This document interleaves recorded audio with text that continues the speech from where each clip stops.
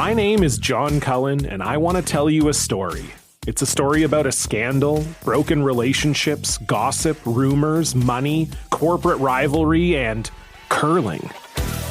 It's the story of Broomgate, how a single broom, yes, a broom, turned friends into foes and almost killed the 500-year-old sport of curling. It was a year I'd like to forget. Broomgate, available now. Frequency Podcast Network. Stories that matter, podcasts that resonate.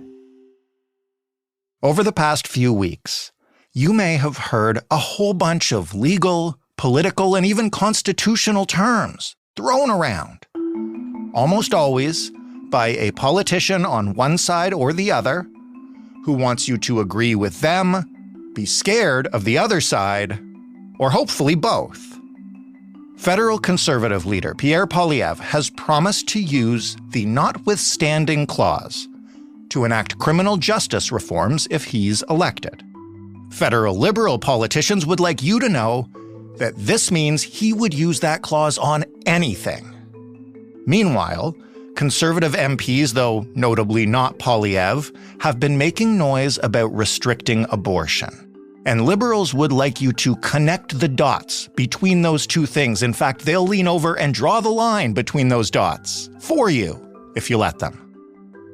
On one hand, this is a classic case of pre-election fear-mongering and name-calling.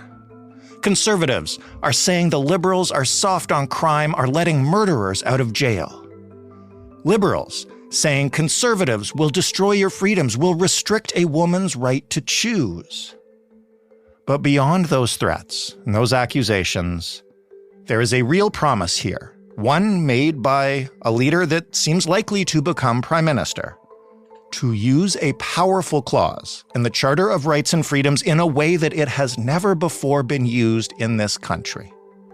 And that would set precedents. Precedents that would change our political calculations, change our criminal justice system, and yes, possibly even change our laws around abortion. So today, we're going to try to cut out the noise and learn a bit about what's actually at stake.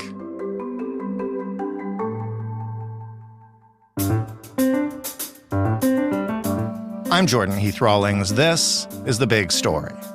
Daphne Gilbert is a professor at the University of Ottawa who specializes in criminal and constitutional law. Hello, Daphne. Hello, and thank you for having me. Why don't we even just start with a quick history lesson? How did abortion become legal in Canada? And here I don't mean, Morgentaler, because most people know it that way, but how does the law around that actually work? So up until 1969, abortion was totally prohibited in Canada. And then in 1969, we had a reform to the Criminal Code of Canada where Section 251 was introduced, and it allowed for abortions under very limited circumstances. So you had to get the permission of a therapeutic abortion committee, which had to be located in a hospital, and their decision was based on their assessment of the life and health of the pregnant woman with respect to her request for an abortion. And that was the law that was tested in Morgentaler. So it took almost 20 years before we got that law before the Supreme Court of Canada.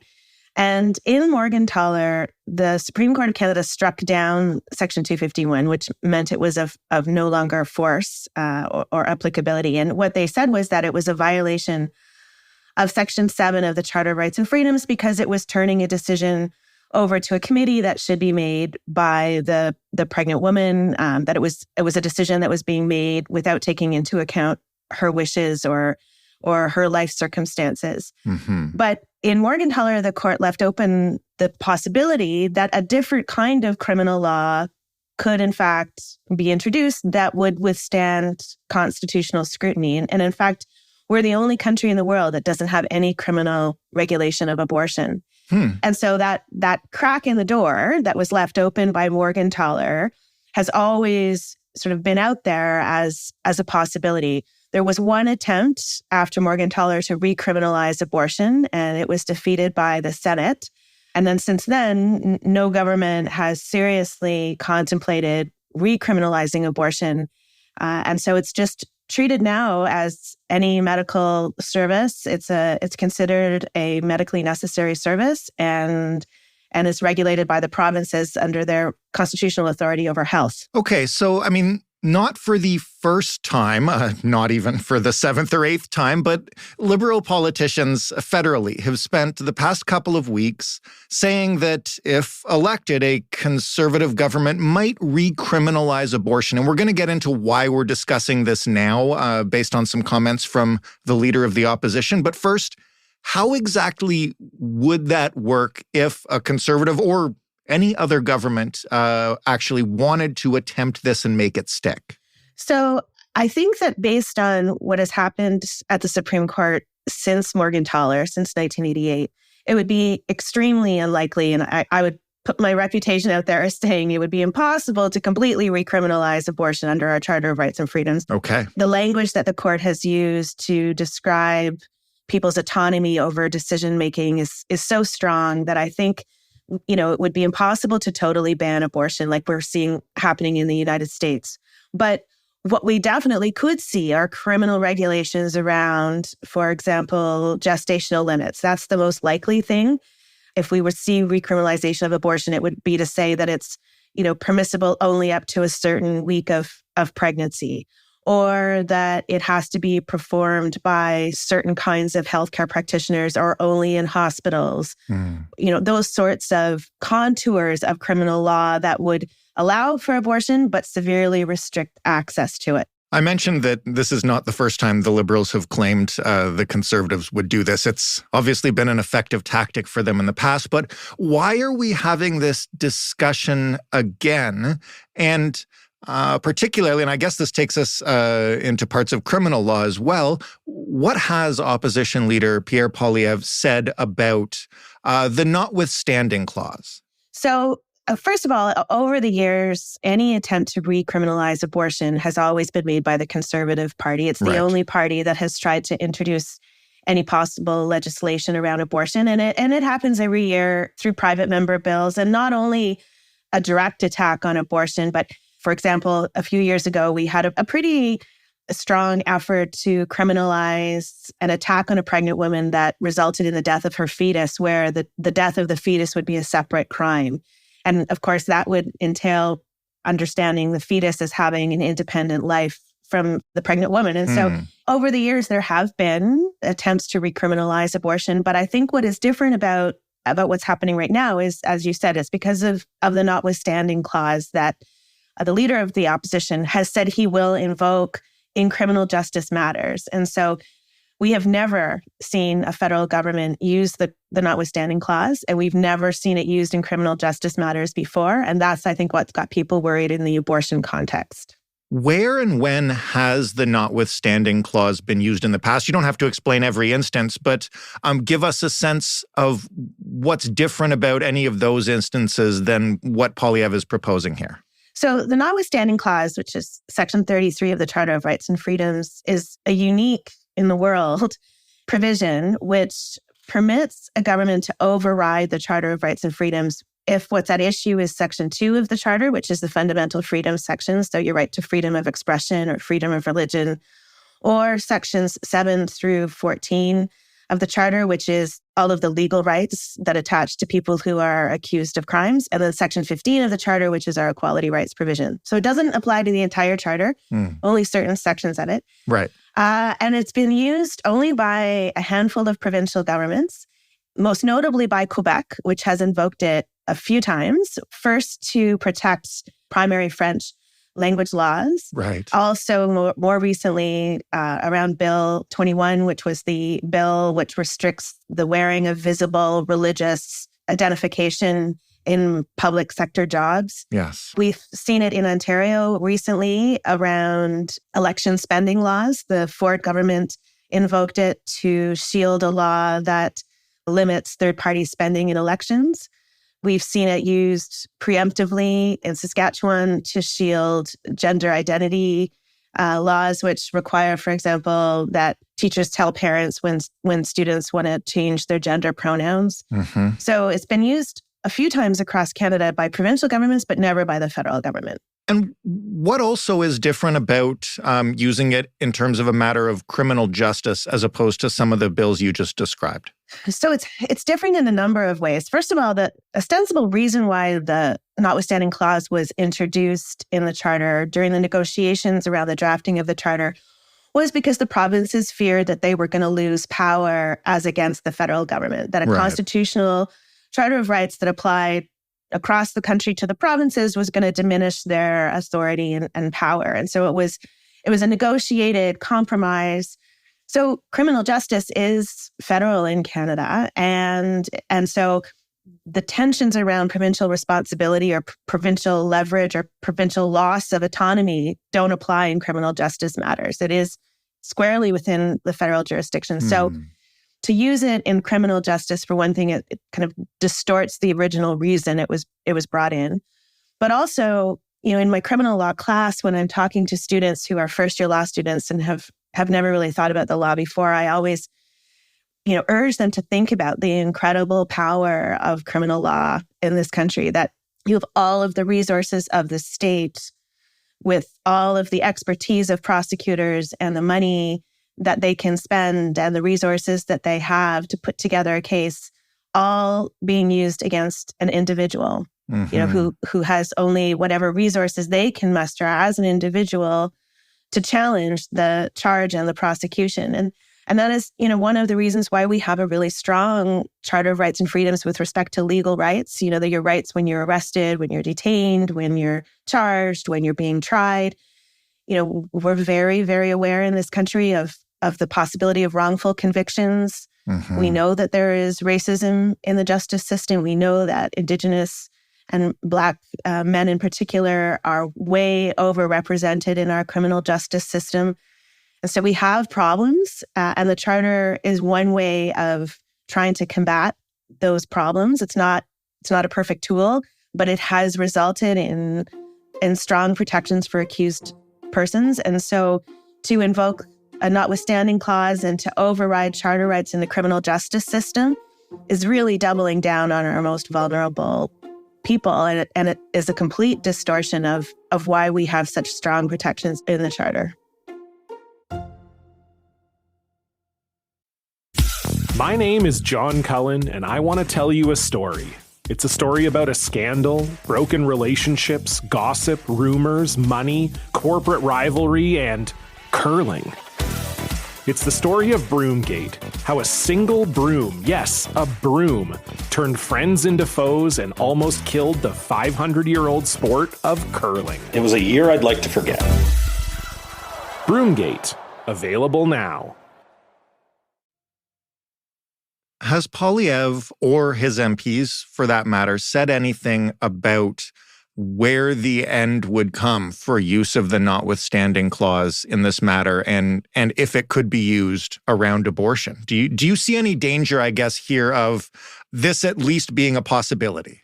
I certainly see it as a possibility. I have combed through what has been publicly said by the Conservative Party and by Pierre Poilievre in particular, and it's a bit talking on both sides of their mouths. That on the one hand, he has said that the Conservative government will not legislate around abortion. He has also said that, he would not introduce new legislation on abortion. But at the same time, he is adamant that he would consider using the Charter in criminal justice matters. And he considers that to be something that, he thinks is necessary to clean up some criminal justice issues that he thinks are not going well. Where he first spoke about it was in a speech to police, and he was talking specifically about sentencing and about bail. And, the case that he has invoked as the paradigmatic reason why we, would need to use the notwithstanding clause is to override a Supreme Court of Canada decision which prohibits the stacking of parole eligibility. So this was the case of Alexandre Bissonnette in Quebec, who killed 6 people in a mosque. Right. And when he was sentenced under a new law which allowed for the stacking of parole eligibility. So in Canada, if you're convicted of first-degree murder, you're not eligible for parole for at least 25 years. And he was given a 75-year parole eligibility. And the Supreme Court of Canada struck that down and said it's cruel and unusual punishment to sentence someone to life in prison when, with no hope of ever being released, that hope is an important characteristic of rehabilitation. And, we need to have that possibility that a person could be rehabilitated. The fact is that multiple murderers in this country are never released on parole. It's extremely difficult to get parole for first-degree murder and very, very rare in cases where more than one person has been murdered. And I would venture to say it would be highly unlikely that Alexandre Bissonnette would ever be released on parole. But the Supreme Court said, we have to at least hold on to this hope of rehabilitation if that's one of our goals of sentencing. And so Pierre Poilievre, in the speech to the police, indicated that, his government would see to it that ruling of the Supreme Court was overridden. And he would, return to this possibility of having a life in prison mean life without any possibility of parole, without any hope for rehabilitation. And so that's the context in which he invoked it. He also talked about using it to overrule some bail reform laws that the Liberal government has brought in, laws that weren't directly responsive to a Supreme Court decision, but certainly were shaped by what the Supreme Court has said about the importance of bail and the importance of respecting the fact that a person who's accused of a crime is still presumed innocent until proven guilty, and that we should prefer release and bail unless it can be demonstrated that it's necessary to keep someone behind bars before they've even been convicted. And so those were the two kind of impetuses or reasons that Pierre Poilievre said he would use the notwithstanding clause. But I think, why abortion comes into the picture is because one of his party members immediately introduced a petition in the House of Commons that called for regulation of abortion. And the timing of that was, a bit suspect. And I think once you've said you're going to use the notwithstanding clause in matters of criminal justice, once you've opened that door, I think that would be extremely difficult to argue that you can make principled distinctions. And he'll be under a lot of pressure from certain members of his caucus who have been very vocal about wanting to see criminal law regulate abortion again. If a conservative government was to use the notwithstanding clause on a criminal justice matter or even abortion, is there any recourse to that? What happens next? Or is it just like, that's it, this is the final card and it's over? So we have always said that the recourse for the invocation of the notwithstanding clause is the political consequences that will come from using it. And early on, after the charter came into force, that was the understanding, was that it would be political suicide for a government to override charter rights. And for a long time, aside from the French language law of protection in Quebec, which was popular for other reasons, not around the charter, but that political accountability, I think, had a lot of weight. It's a new era now.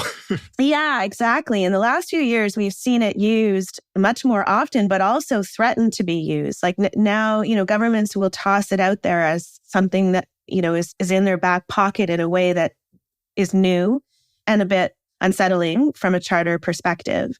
And so would there be political accountability for invoking the notwithstanding clause in sentencing? I'm not sure. I think a lot of people don't understand how criminal sentencing works and bail. And there's a lot of, fear and misinformation about that. So there might not be the kind of accountability that we would hope for overriding charter rights.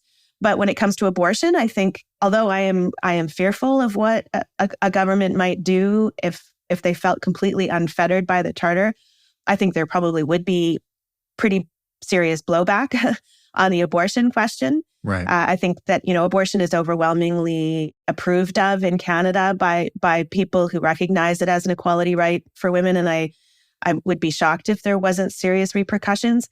But, in politics right now, things are so unpredictable that it's hard to say.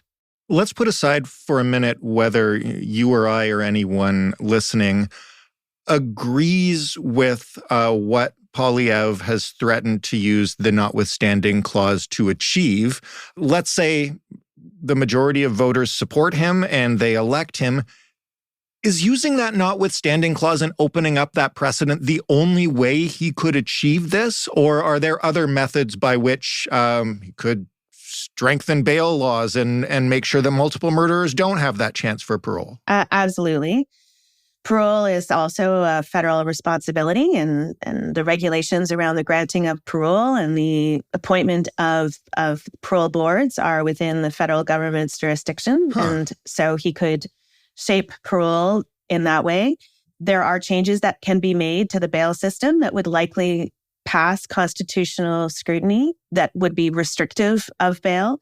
Every government, really shapes criminal law according to their values. The criminal justice system under Stephen Harper looked a lot different than it does under Justin Trudeau. Right. So why go this route then? Why invoke the notwithstanding clause and all the political firestorm that comes with that if there are other ways of achieving what he's after if he's elected? I think part of it is appealing to a certain part of his base, right, who really believe in this, tough on crime, lock people up, throw away the key, that sort of mentality. And, he is facing some Supreme Court cases that would make it hard for him to regress completely on criminal justice matters the way that his base might prefer. I see. I think it's also responding to this idea that the Supreme Court is some kind of an elite institution that is dominated by the liberal left, or that it's this, ivory tower out of touch with the real people, and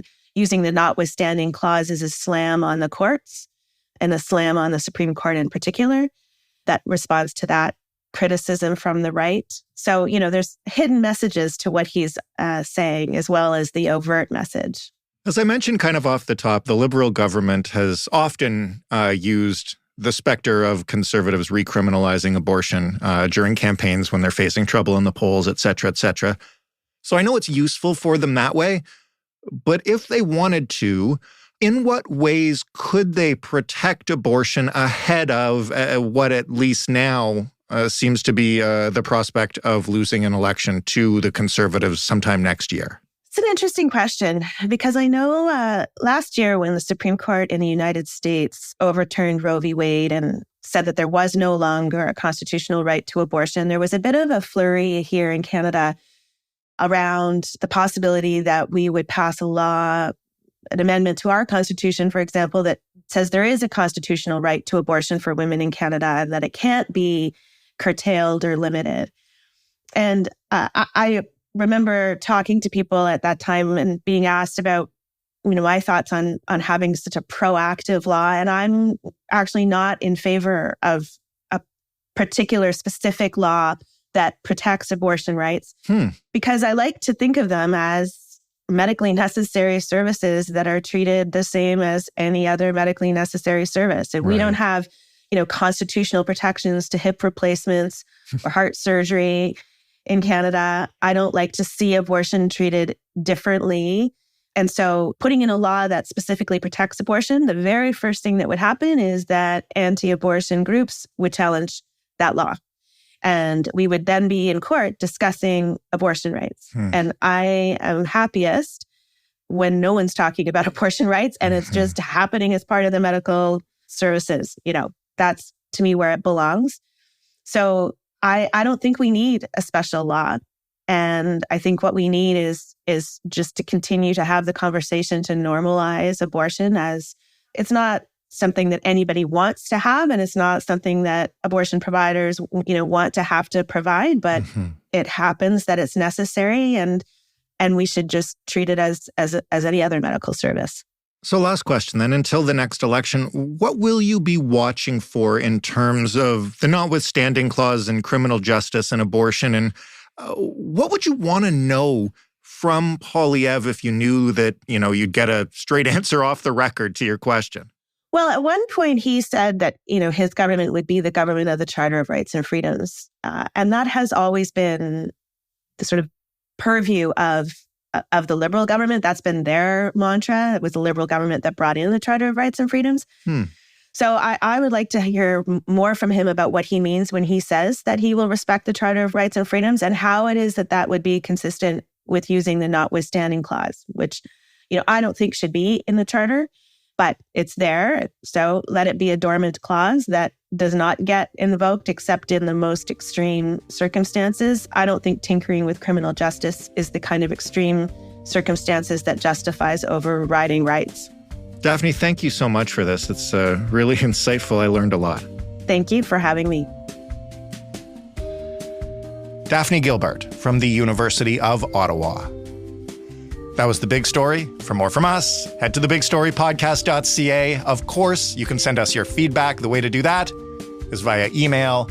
hello@thebigstorypodcast.ca is the address. Or you can call 416-935-5935 and leave us a voicemail. The Big Story is in all your podcast players. It arrives at 4 a.m. Eastern Time every morning. And you can also ask your smart speaker to play it by saying, "Play the Big Story podcast." Thanks for listening. I'm Jordan Heath Rawlings. We'll talk tomorrow.